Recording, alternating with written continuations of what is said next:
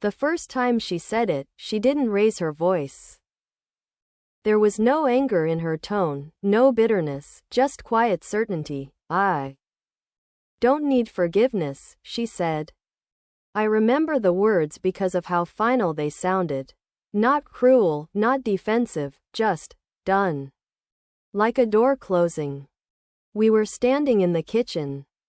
The air between us heavy with things that had gone unsaid for years. She was cleaning the counter, her movements slow, deliberate. The way she always did when she wanted to control the silence. I had come downstairs to say something, I don't even remember what anymore, but when I saw her standing there, so calm, I couldn't hold it in. You think what you did doesn't matter? I asked. My voice came out sharper than I intended. You think you can just move on? Pretend it never happened? Her hand froze mid-wipe, the cloth dangling from her fingers. She didn't look at me right away, but when she did, her eyes were steady. I'm not pretending, she said quietly. I just stopped waiting for you to decide what I'm allowed to feel. I wanted to say something back, something to break through that wall she always had.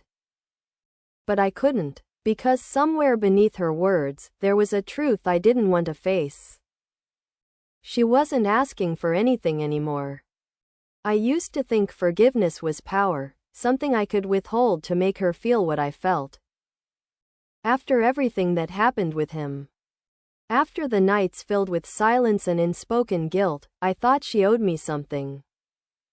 Regret, remorse, tears, anything, but she never gave me what I expected. She turned off the faucet and dried her hands with the same composure she used for everything. Then, almost to herself, she said, "Forgiveness doesn't fix what's broken. It just makes you stop looking at it." That was when I realized she wasn't asking for peace. She was living without it. I stood there, watching her, trying to read something in her face, some trace of guilt. Some flicker of apology, but there was none. Only the faint tiredness in her eyes. The kind that comes from carrying something too heavy for too long. "Why do you act like it doesn't hurt you?" I asked finally. She smiled, small and strange. "Because it does. And if I let it show, you'd think I wanted your pity. I don't." Her words settled in the space between us, soft and brutal all at once. I wanted to hate her for it, for being so composed, so sure. But as I looked at her, I realized that what I'd mistaken for arrogance was exhaustion. She wasn't pretending to be strong. She was just tired of being broken in front of someone who needed her to stay broken. That night, I lay awake replaying her words over and over. I don't need forgiveness. It wasn't defiance. It was surrender. A quiet acknowledgement that some things, some wounds, don't heal by being forgiven. They just fade until you learn to live around them. And maybe that was her revenge, in the end. Not in cruelty or pride, but in the way she refused to let me decide what she was worth. She had already forgiven herself. And that, I realized, was something I could never take from her. The next morning, the air in the house felt heavier than usual. The silence wasn't new, our house had been quiet for years, but it was different now. It wasn't tension. It wasn't avoidance. It was something colder, something settled. She sat by the window with her coffee, hands steady, back straight. Like someone who had already rehearsed how to survive the day. The sunlight touched her face, and for a moment I saw how much older she looked. Not in a tired way, more like she'd stopped fighting the years. I wanted to speak. I wanted to say everything I'd held back. But the words felt useless now. The conversation from the night before still lingered between us, her voice echoing in my head. I don't need forgiveness. I stood in the doorway, waiting for her to notice me. She did, eventually, without surprise.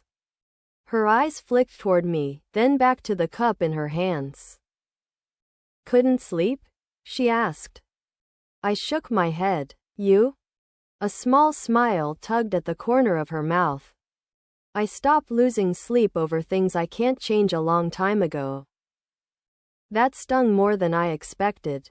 It wasn't arrogance, it was resignation. Do you even care what it did to us? I asked, my voice quieter now, the anger drained out of it. What it did to him? She finally looked up, meeting my eyes. Her expression didn't harden like I thought it would. It softened instead, just slightly. Of course I care, she said. But caring doesn't undo what's done. It doesn't erase who we were. Her calmness infuriated me, the way she could talk about devastation like it was weather, inevitable, unchangeable. Then why did you do it? I demanded. Why ruin everything and then act like none of it mattered? Her gaze didn't waver. Because I thought I mattered. Because I was tired of being invisible in my own life. The honesty hit harder than anger ever could. I had spent years imagining her motives, malice, selfishness, cruelty, but not this. Not loneliness. She set her cup down carefully and leaned back, her eyes distant. You think forgiveness is a kind of justice. It's not. It's a chain. You wear it around your neck, waiting for someone to notice your suffering. I took mine off. For a long time, neither of us spoke. I wanted to argue, to make her admit that she was wrong, but I couldn't. There was something final in her tone, something unmovable. You make it sound so easy, I said finally. She shook her head. It isn't, but I learned that guilt doesn't feed you. It doesn't keep you warm. It just makes you hungry for mercy that never comes. Her words weren't cruel, they were true. And that truth terrified me. When she stood up to leave the room, she brushed past me lightly, her presence calm. Almost weightless. I wanted to stop her, to demand more. To ask how she could live with herself. But then I realized she already had.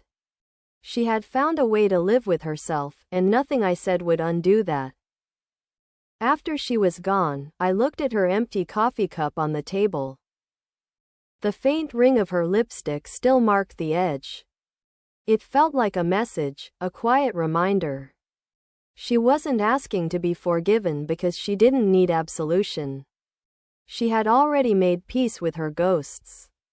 And for the first time, I wondered if that was what scared me most, that she had found peace where I hadn't. The afternoon light slipped across the floor, thin and uneven, catching on the edge of the window pane. I sat at the table, watching the shadows move, listening to the faint sound of her footsteps in the hallway. She always moved quietly, as if she didn't want to disturb the air around her. When she entered the room, she didn't say anything at first. She poured herself another cup of coffee, her second, maybe her third, and sat down across from me. The silence stretched between us, long and fragile. Are you going to keep looking at me like that? She asked finally, her voice steady, not unkind. I don't know how else to look at you, I said. She smiled faintly, though it didn't reach her eyes. You're trying to make sense of me. You won't, not in the way you want to. Her words weren't defensive, they were simply true. That was what made them harder to hear. I just want to understand how you can live with it, I said. She took a slow sip of coffee, then set the cup down. That's the thing. You don't live with it. You live after it. The way she said it, so calm, so measured, made my chest tighten. I wanted her to show some kind of emotion, anything that proved she still cared. But she didn't. She just stared down at the table, her fingers tracing the rim of the cup. When you did what you did, I began, did you think about us? About what it would do to this house? I thought about myself, she said plainly. Her honesty hit like a slap. But she didn't flinch. She wasn't proud of it, but she wasn't ashamed either. I spent half my life doing what other people wanted, she continued. Being who I was supposed to be. The wife, the stepmother.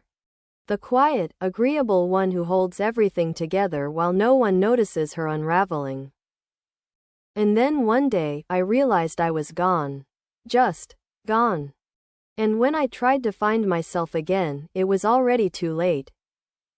I didn't know how to respond. Every word felt like a confession. But not one that begged for forgiveness. It was like she had already sentenced herself and served the time. You think forgiveness means something, she said softly. You think it's a gift, but it's not. It's a leash. You hold it out to someone, waiting for them to take it, and when they don't, you call them cruel. I opened my mouth to argue, but she stopped me with a look, calm, sharp, final.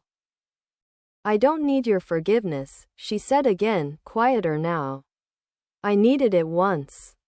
I begged for it in silence. But I don't anymore. Because forgiveness means I'm still waiting for permission to move on. And I'm not waiting anymore. Her words were steady, but there was something in her eyes, a flicker of pain. Fleeting and real. She wasn't immune to guilt. She wasn't cold. She had simply outgrown the need to be understood. You make it sound easy, I said. It isn't, she replied. It's the hardest thing I've ever done. But if you spend your whole life waiting for someone to tell you you're not a monster, you'll never stop being one. Her voice trembled slightly, just enough for me to hear it. It was the closest thing to vulnerability I had ever seen from her. For a long time, we sat there in silence. The coffee grew cold between us. I thought about everything I wanted to say, how she had hurt us. How she had broken something that could never be fixed. But none of it mattered anymore. She had already accepted what I couldn't. When she finally stood, she placed her cup gently in the sink. The light caught the edge of her hand, and I noticed the faint tremor there.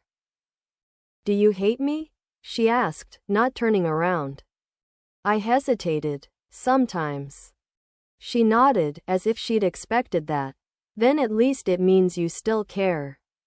Hate fades too, eventually. And then she walked away, leaving her words hanging in the air like dust in the afternoon sun. I sat there long after she was gone, trying to figure out if what she said was strength or surrender. Maybe it was both. She didn't need forgiveness, and maybe I didn't either. That night, the house felt hollow, too large for two people who no longer knew how to speak. Without reopening old wounds, the lights in the hallway were dim. The kind of light that hides more than it reveals. I found her sitting at the table again, a half-empty cup of coffee in front of her. Untouched for what looked like hours. For a moment, I thought she hadn't noticed me, but then she said, without looking up. You're still angry. It wasn't a question. I don't know what I am anymore, I said. You say you don't need forgiveness, but you still live like someone waiting for punishment. That made her look up. Her eyes were calm, but there was a sharpness behind them. Maybe punishment is easier than forgiveness, she said. At least punishment ends. The words sat heavy between us.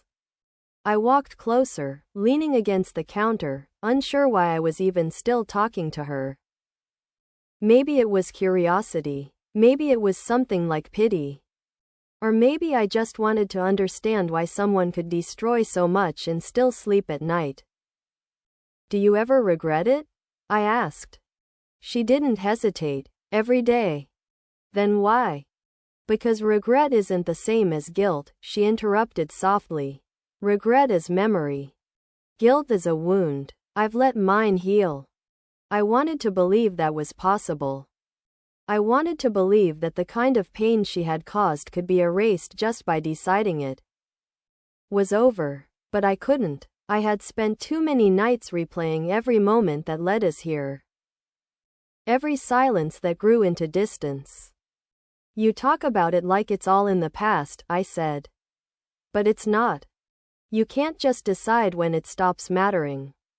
Her lips curved into a small, tired smile.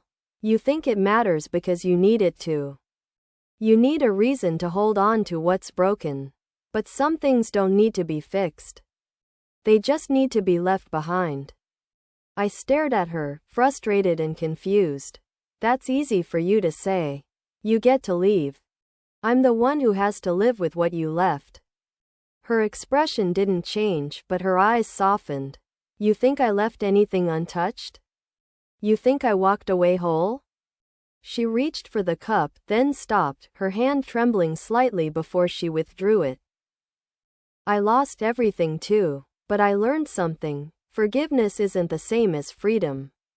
Sometimes you forgive someone and still live in their shadow.